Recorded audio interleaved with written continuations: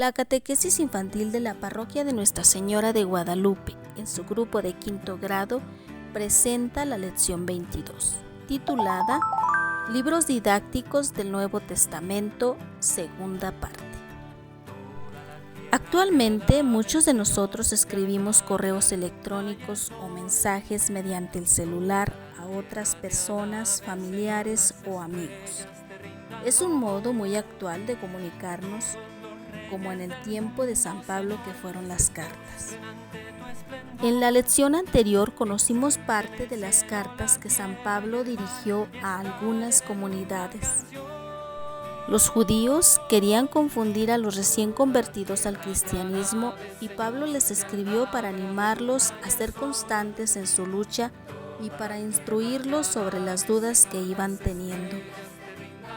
Hay otras cartas que fueron dirigidas a personas concretas, a personas que Pablo quería y que eran su brazo fuerte en la tarea de evangelizar. Sigamos conociendo y aprovechando la doctrina de San Pablo a través de sus cartas. Veamos en primer lugar las dirigidas a Timoteo, a quien escribió 2 veces. Primera carta a Timoteo. Esta primera carta la escribió entre los años 64-65 después de Cristo, nombrando a Timoteo como responsable de la iglesia de Éfeso. Pablo le insiste a Timoteo en que desempeñe con firmeza y valor la misión que recibió de Cristo mediante el rito de la imposición de las manos, o sea, administrador del orden sacerdotal. Timoteo fue, pues, constituido obispo. Le recomendó dirigir la comunidad, anunciar y defender la verdad y que organizara el culto. ¿Puedes ver cómo esto es el inicio de la organización que actualmente tiene la Iglesia actual? Segunda carta a Timoteo. San Pablo escribe la segunda carta en la cárcel, en situaciones muy duras. Prevé su cercana muerte y desea vivamente volver a ver a su amado hijo Timoteo, a quien confirma en su misión. La carta es muy íntima. Sentía que sus días se acababan y que la iglesia era perseguida cada vez más. Por ello, recomienda a Timoteo tener cuidado de las palabras vanas y de no avergonzarse de proclamar el Evangelio, sino antes bien proclamarlo con integridad. Carta a Tito. Tito era griego pagano. Después de hacerse cristiano, acompañó a Pablo y a Bernabé a Antioquía. Fue el delegado personal de Pablo en la isla de Creta. Por lo tanto, le ayudó a la organización de la iglesia en ese lugar y a luchar contra los que falseaban la palabra de Dios. Estos eran grupos de judíos que se atribuían el derecho de reclamar el uso de los alimentos y de prohibir el matrimonio.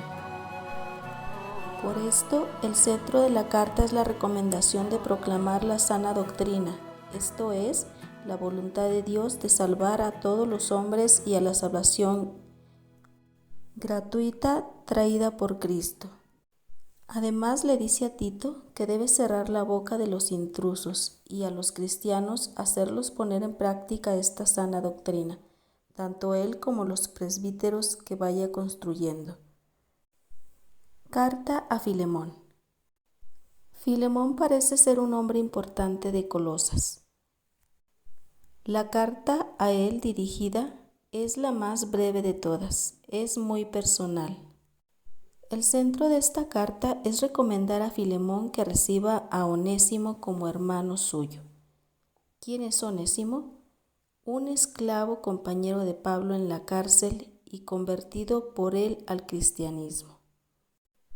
Filemón era el dueño de Onésimo, por ello Pablo le recomienda que lo reciba como hermano y no como esclavo, mostrándole que las relaciones en la comunidad cristiana deben ser fraternas, no de esclavitud. En Cristo todos somos hermanos con los mismos derechos y deberes, solo Cristo es el Señor. Carta a los Hebreos.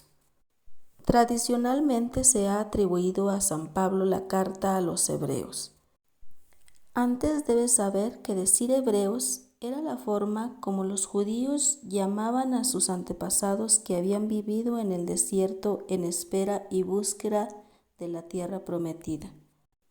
Por eso esta carta se llamó así, Carta a los Hebreos, porque fue dirigida sobre los años 80 a los cristianos de origen judío que vivían en Roma. La gente piensa que fue escrita por él, pero fue uno de sus discípulos. Los cristianos judíos corrían peligro de rechazar la fe en Cristo y volver a sus antiguas prácticas.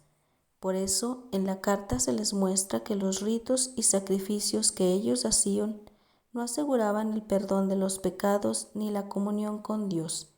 Jesús es el único sumo y eterno sacerdote, que se entregó a sí mismo como víctima, lo más grande que pudo hacer, para que nuestros pecados fueran perdonados. Así nosotros, gracias a Él, podemos comunicarnos con Dios. Tarea para la semana. Realiza la actividad de la página 79 de tu catecismo de quinto grado.